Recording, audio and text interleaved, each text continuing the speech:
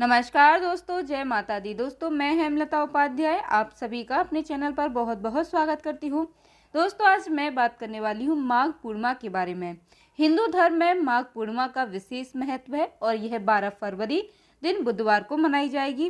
पूर्णिमा तिथि जो कि सुख सौभाग्य के लिए मानी जाती है। पूर्णिमा तिथि के दिन जो भी महिलाएं व्रत रखती हैं उनके जीवन के सभी कष्ट जो है दूर हो जाते हैं। जो निसंतान दंपति है, जिनको संतान प्राप्ति की चाह है या फिर जो पुत्र प्राप्त करना चाहती है, उनको पूर्णिमा के दिन व्रत जरूर रखना चाहिए। ऐसे में अगर आप पहली बार व्रत रखना चाहते हैं, नए व्रत की शुरुआत करना चाहते हैं, तो माघ का महीना बहुत ही पावन और बहुत ही अच्छा माना जाता है। माघ महीने की पूर्णिमा से जो है पूर्णिमा व्रत प्रारंभ कर सकते हैं, नए व्रत की शुरुआत कर सकते हैं। वहीं पर दोस्तों कुछ महिलाएं ऐसी भी होती हैं जो सिर्फ और सिर्फ उपाय करना चाहती हैं पुत्र प्राप्ति, संतान प्राप्ति के लिए, तो आप उपाय भी कर सकते हैं। विधि विधान से भगवान श्री विष्णु जी, माता लक्ष्मी जी, चंद्रदेव के साथ शिव भगवान की पूजा करने से आपकी जो भी मनोकामना होगी वह निश्चित ही पूरी हो जाएगी। और माघ महीने की जो पूर्णिमा है वह बहुत ही श्रेष्ठ पूर्णिमा मानी जाती है। वैसे तो देखिए सारी पूर्णिमा ही अपने आप में बहुत ही श्रेष्ठ होती हैं, लेकिन माघ में पड़ने वाली जो पूर्णिमा होती है वह पूरे महीने बहुत ही पवित्र महीना माना जाता है। इस समय महाकुंभ का पावन पर्व भी चल रहा होता है, महाकुंभ का स्नान चल रहा होता है। ऐसे में माघ पूर्णिमा की जो महिमा है वह और भी अधिक बढ़ जाती है। आज के दिन दोस्तों चंद्रमा अपनी 16 कलाओं से पूर्ण रहता है।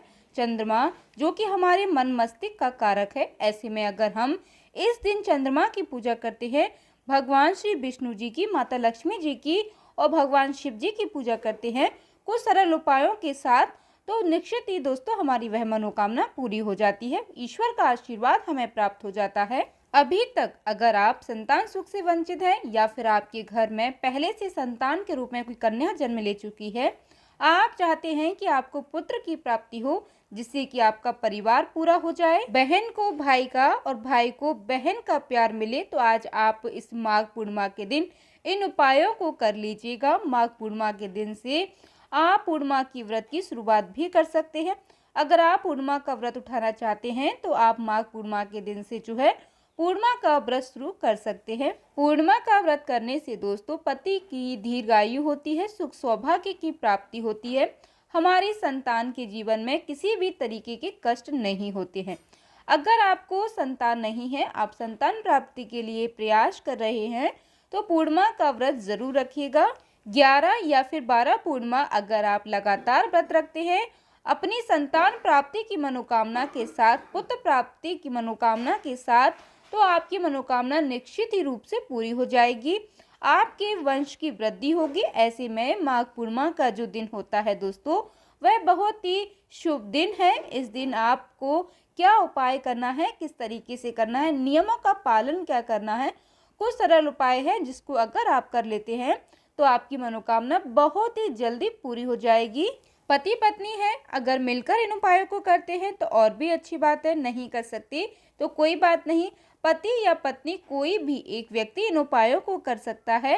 पूरे विश्वास से, पूर्ण आस्था के साथ अगर आप इस उपाय को करते हैं तो भगवान श्री विष्णु की कृपा से, माता लक्ष्मी जी की कृपा से आपको संतान की जो बाधाएं वह अवश्य ही दूर हो जाएंगी और संतान की प्राप्ति भी होगी। अब देखिए दोस्तों, जैसा कि मैंने आपको बताया था कि पूर्णिमा का जो व्रत है वह 12 फरवरी को धारण किया जाएगा, साथ ही पूजा पाठ भी 12 फरवरी को की जाएगी और नियमों का पालन और जो भी उपाय आप करना चाहते हैं, दान पुण्य करना चाहते हैं, वह सभी जो है 12 फरवरी दिन बुधवार को किया जाएगा। अब देखिए दोस्तों, जो उपाय मैं आपको बताने वाली हूँ वह उपाय आप अपने घर पर भी कर सकते हैं, मंदिर में जाकर भी कर सकते हैं। तो देखिए मंदिर में भी अगर आप कर लेते हैं तो वह बहुत ही सरल सा उपाय है, लेकिन इन उपायों का जो परिणाम मिलेगा वह बहुत ही जल्द आपको दिखाई देगा। भगवान की कृपा से आपकी सूनी गोद जल्दी ही भर जाएगी। अब देखिए दोस्तों, करना क्या है कि 12 फरवरी के दिन, माघ पूर्णिमा के दिन सुबह आपको जल्दी उठना है। जल्दी उठ करके आपको जो है गंगा स्नान करना है। गंगा स्नान का विशेष महत्व होता है। अगर आप किसी नदी तालाब में स्नान करने नहीं जा सकते तो आप घर पर ही स्नान करने वाले पात्र में थोड़ा सा गंगा जल मिला करके स्नान कर लीजिएगा। साथ ही उस जल में आपको थोड़े से तिल डाल करके स्नान कर लेना है। माघ के महीने में तिल का विशेष महत्व होता है।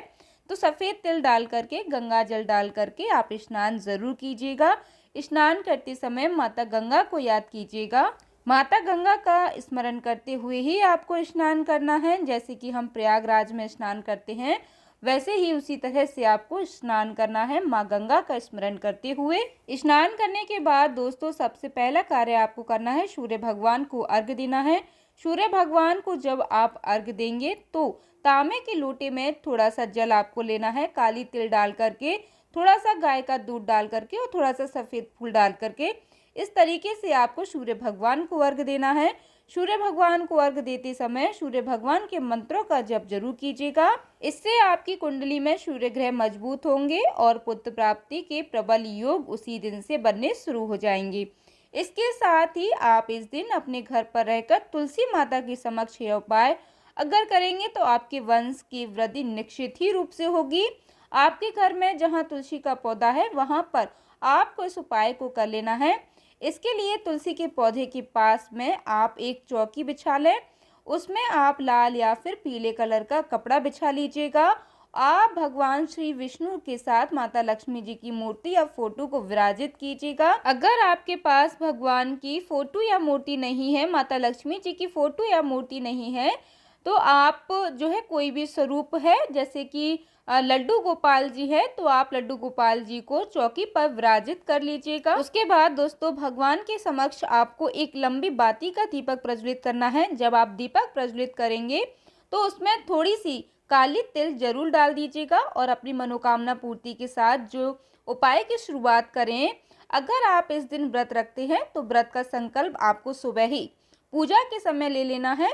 उसके बाद दोस्तों जो भी आपकी मनोकामना है वह आपको बोलना है। पुत्र प्राप्ति की है तो उसके लिए आपको बोलना है, जो भी आपकी मनोकामना है वह भगवान के समक्ष आपको बोलना है। उसके बाद आप जो है भगवान का पंचामृत से अभिषेक कीजिएगा। लक्ष्मी जी को 16 श्रृंगार आप अर्पित कीजिएगा, तो इससे सौभाग्य की बढ़ोतरी होती है।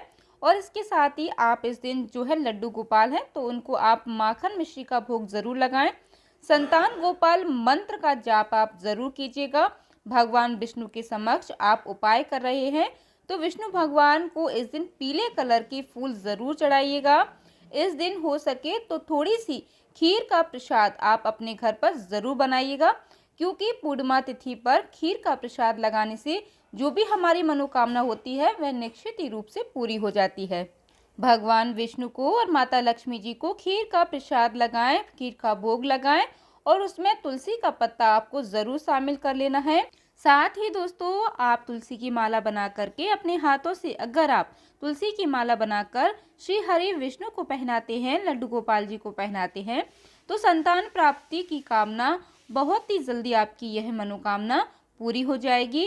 क्योंकि तुलसी के पत्तों की माला पहनाने से श्री हरि विष्णु बहुत ही ज़्यादा प्रसन्न होते हैं। पूर्णिमा तिथि है, बहुत ही पावन पर्व है, तो तुलसी के आप जो है 108 पत्तों को मिला करके एक माला बना करके भगवान विष्णु जी को अवश्य ही पहनाइएगा और आप विशेष मंत्रों का विशेष रूप से जाप कीजिएगा। विष्णु सहस्त्र नाम पाठ आप जरूर कीजिएगा। ओम नमो भगवते वासुदेवाय नमः, इस मंत्र का जाप कर सकते हैं। विधि विधान से विष्णु भगवान माँ लक्ष्मी जी की पूजा अर्चना कीजिएगा और संतान प्राप्ति के लिए, पुत्र प्राप्ति के लिए प्रार्थना जरूर कीजिएगा। साथ ही दोस्तों तुलसी माता को आज आपको जल जरूर चढ़ाना है। तुलसी माता में इस दिन आप दूध भी चढ़ाते हैं और जल चढ़ाते हैं। साथ ही साथ तुलसी माता में भी विधि विधान से अगर आप तुलसी माता की पूजा अर्चना करते हैं, तुलसी माता की परिक्रमा करते हैं, तो इससे आपके वंश की वृद्धि होती है।